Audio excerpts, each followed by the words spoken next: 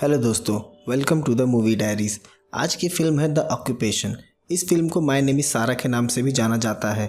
द्वितीय विश्व युद्ध पिछले 3 सालों से चल रहा है। जर्मनी ने वेस्टर्न यूरोप के लगभग सभी हिस्सों पर कब्जा कर लिया था। अब उन्होंने ईस्ट यूरोप पर भी चढ़ाई कर दी थी। ईस्ट के 2 देश पोलैंड और यूक्रेन नाजी सोल्जर्स के सामने सोवियत यूनियन ने लगभग घुटने टेक दिए थे।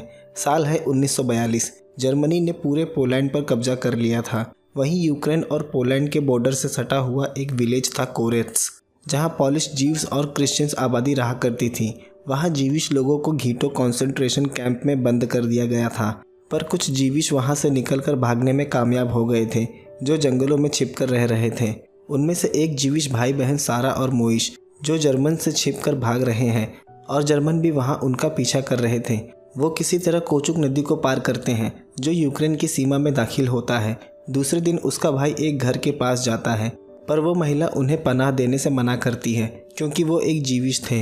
मोइश सारा से कहता है कि वो उसके बिना आगे बढ़ जाए क्योंकि अकेले उसके सर्वाइवल के चांसेस ज़्यादा हैं। रात मोइश सो रहा था। सारा अपने भाई को देखती है। वो उसे अकेले छोड़कर नहीं जाना चाहती थी। वो काफ़ी दुखी हो जाती है और वहाँ से चली जाती है। दूसरे दिन वो जंगलों से बाहर आ जाती है। उसे 2 शख्स काम करते दिखाई देते हैं। सारा उनके पास जाती है। उस शख्स का नाम आइवन है और उसका एक बेटा भी है, ग्रिशा, जो कि एक किसान है और वो एक क्रिश्चियन है। वो उनसे काम मांगती है। उस शख्स को उस पर शक होता है कि ये लड़की एक जीविश है, पर सारा बताती है वो जीविश नहीं है। आइवन कहता है मैं तुम्हें अपने भाई के घर ले चलता हूँ, वो तुम्हें काम दे देगा। वहाँ से आइवन सारा को लेकर अपने भाई के घर चला जाता है। हम देखते हैं उसके भाई का एक फार्म है। उसका नाम पावलो है। उसकी पत्नी का नाम नाद्या है और उनके 2 बच्चे भी हैं। पाब्लो सारा से उसके डॉक्यूमेंट्स मांगता है, पर सारा बताती है उसके पास कुछ नहीं है। उन्हें भी सारा पे शक था, कहीं ये जीविश तो नहीं है। नादिया उससे नाम पूछती है। सारा बताती है उसका नाम मानिया रोमनचक है, जो कि एक क्रिश्चियन नेम है। सारा उनसे झूठ बोल देती है। मानिया उसके क्रिश्चियन दोस्त का नाम था, जो उसके साथ कोरेट्स में रहा करती थी। सारा बताती है उसके माँ काफ़ी पहले गुजर चुकी है और उसके पिता ने दूसरी शादी कर ली है, इसीलिए अब वो उनके साथ नहीं रहती। वो उन्हें क्रॉस का साइन बनाकर दिखाती है ताकि उन्हें यकीन हो जाए कि वो एक क्रिश्चियन है, पर फिर भी उन्हें सारा पे शक था। पावलो बताता है उसे सिर्फ रहने को छत और खाने को खाना मिलेगा, बाकी काम करने के कोई पैसे नहीं मिलेंगे। सारा मान जाती है।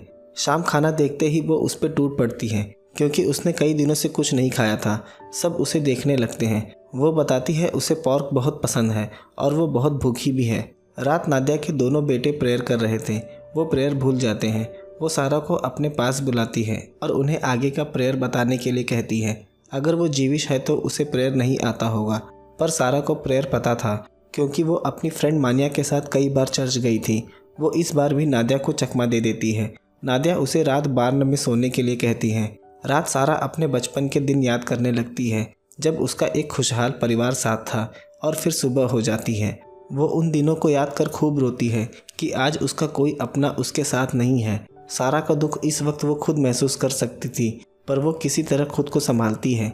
यहाँ पाब्लो बताता है कि पिछले महीने जर्मन्स उसके सभी जानवरों को उठा ले गए थे, इसीलिए अब वो अपने सभी अच्छे तंदुरुस्त जानवरों को खेत में बनाए हुए सीक्रेट रूम में छिपा देता था ताकि वो बाद में उसके मीट को इस्तेमाल कर सके।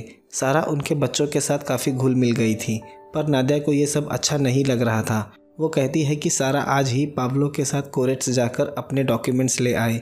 वहाँ सारा जाने के लिए हामी भर देती है, पर जाते वक्त उसके चेहरे पर एक डर था। उसे डर था कहीं उन्हें सच का पता न चल जाए। सारा उससे कहती है अगर मैं घर गई तो मेरे पिता मुझ पर गुस्सा करेंगे क्योंकि हमारे बीच रिश्ते काफ़ी ख़राब हैं। वहाँ वो देखते हैं रास्ते में जर्मन्स जीविश महिलाओं और पुरुष को गोली मार रहे थे। उसमें से एक लड़की सारा की तरफ देखती है। वो उसे पहचानती थी, पर सारा उससे नज़रें चुरा लेती है ताकि किसी को उसका सच का पता न चले। फिर वो जीविश लोगों की सलामती के लिए प्रार्थना करती है।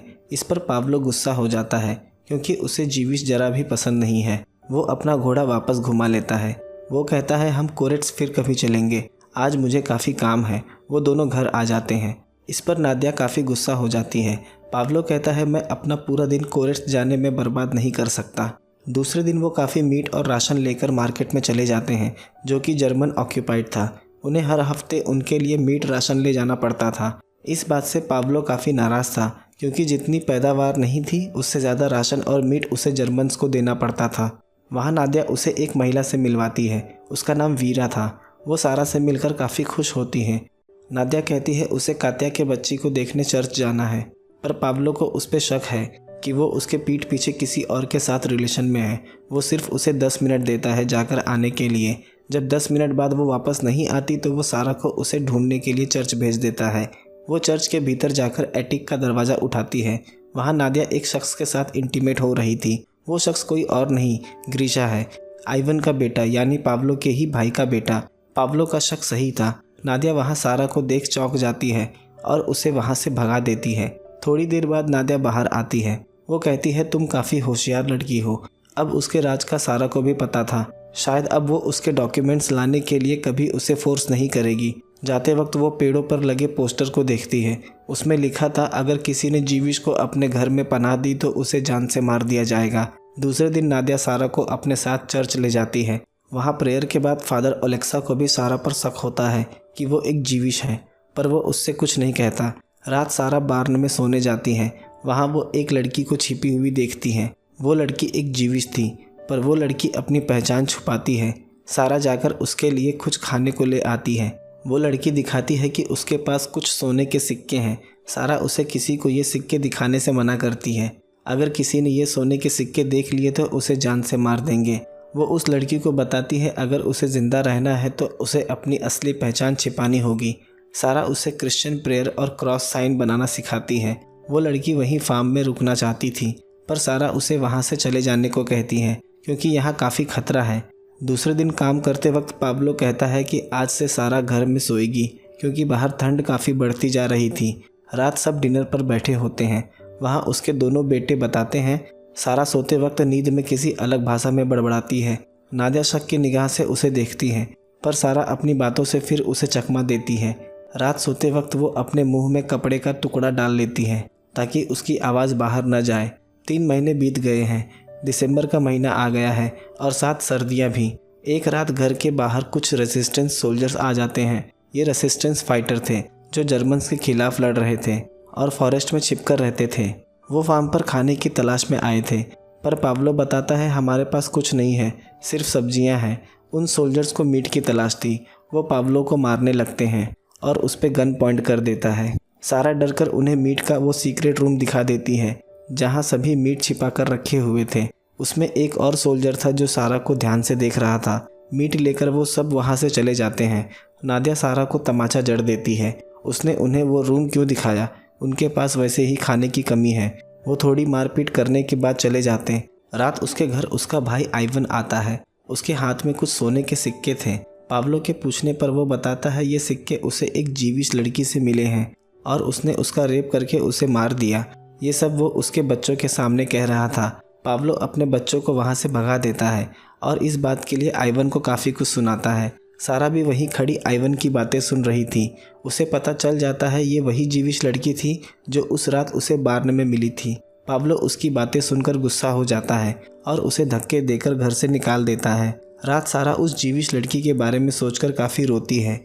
दूसरे दिन नादिया देखती है सारा की तबीयत खराब है। वो उसे घरेलू नुस्खे से बनाई हुई दवाई देती है। हम सारा को फॉरेस्ट में देखते हैं। वो देखती है एक पैराशूट में लगा हुआ बैग पेड़ से आकर लटका हुआ है। उस बैग में काफ़ी गन्स थे। तभी वहाँ वो रेसिस्टेंस सोल्जर आ जाता है जो कल रात सारा को देख रहा था। वो बताता है कल रात प्लेन ये बैग फॉरेस्ट में गिराकर चले गया था, तब से हम इसकी तलाश कर रहे हैं। सारा उससे कहती है उसे भी रेसिस्टेंस ग्रुप ज्वाइन करके जर्मन्स का मुकाबला करना है। वो बताता है कि उसका ऑफिसर उसे इजाज़त नहीं देगा। फॉरेस्ट में और भी रेसिस्टेंस ग्रुप हैं, वो उन्हें ज्वाइन कर सकती है। उसे सारा की बातों से लगता है कि वो एक जीविश है, पर सारा कहती है जर्मन से नफरत करने के लिए जीविश होने की ज़रूरत नहीं है। फिर वो वहाँ से चली जाती है।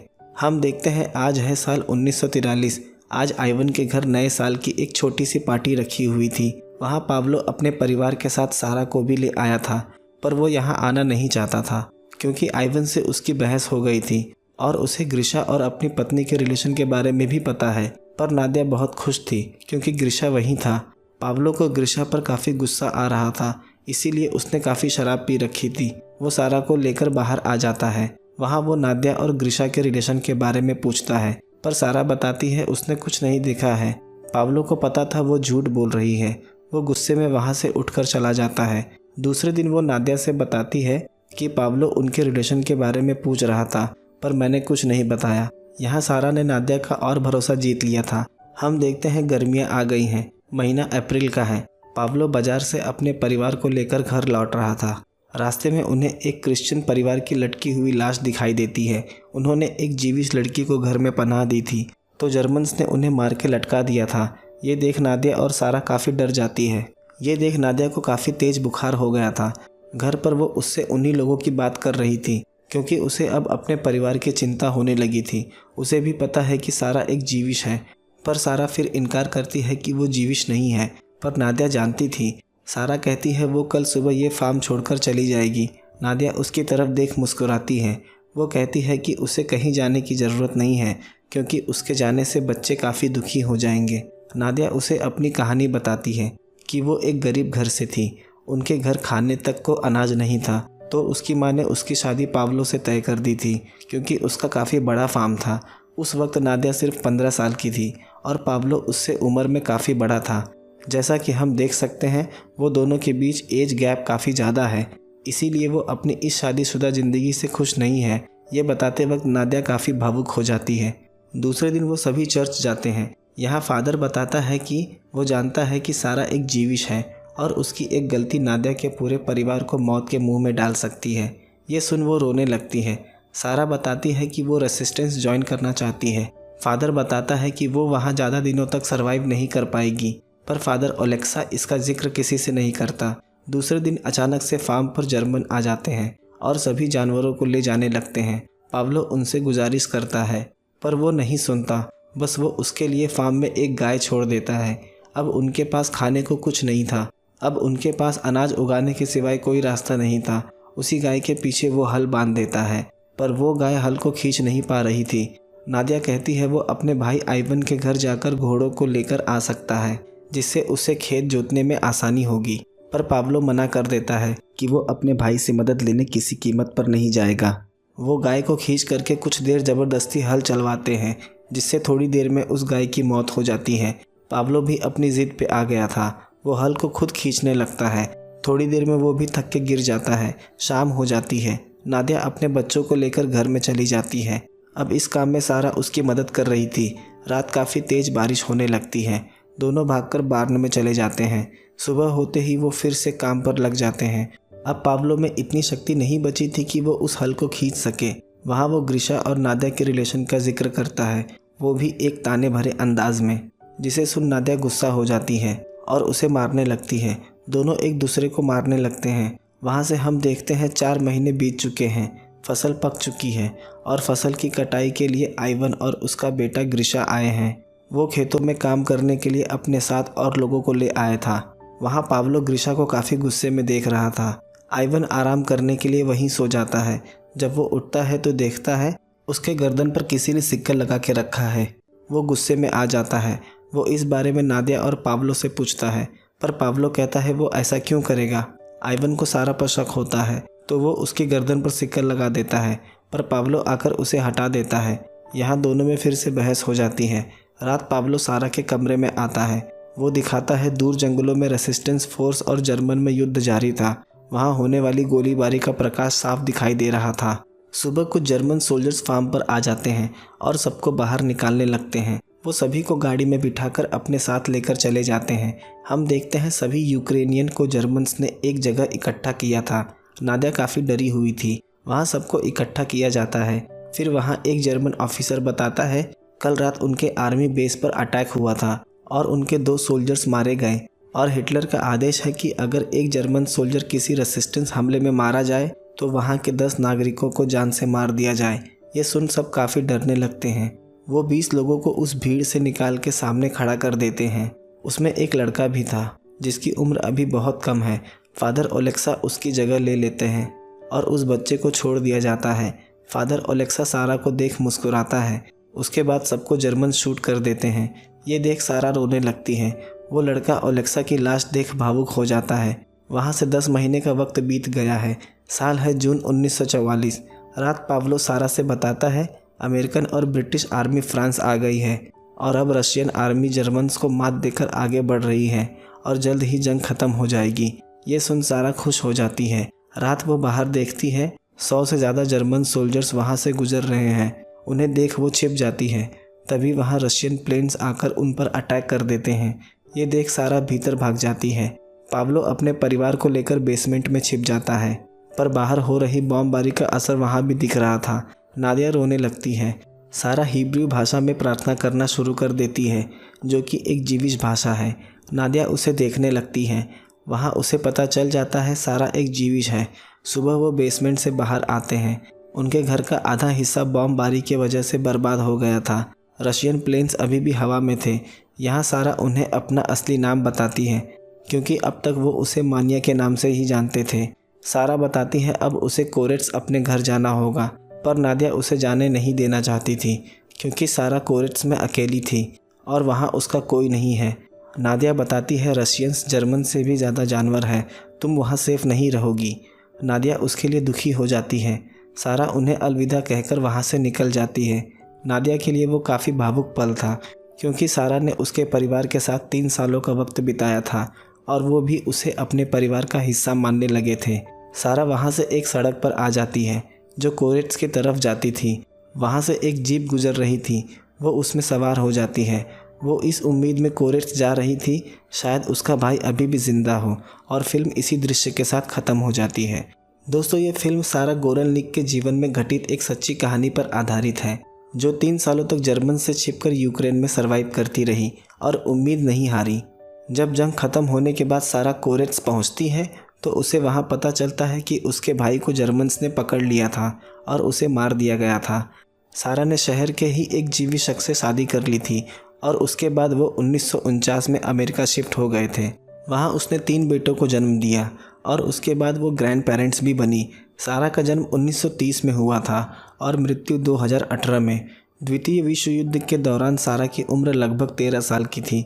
दोस्तों, अगर कहानी पसंद आई हो तो कमेंट, लाइक, शेयर और चैनल को सब्सक्राइब ज़रूर कर दें। मिलते हैं अगले वीडियो में एक नए एक्सप्लेनेशन के साथ।